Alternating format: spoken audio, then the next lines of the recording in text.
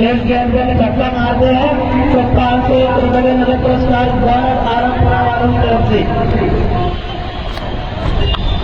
और मार सकते थे गेंद थी लेकिन 500 रुपये त्याग दे दिया। लेकिन 3 मिनट में उन्होंने जल्दबाजी नहीं की।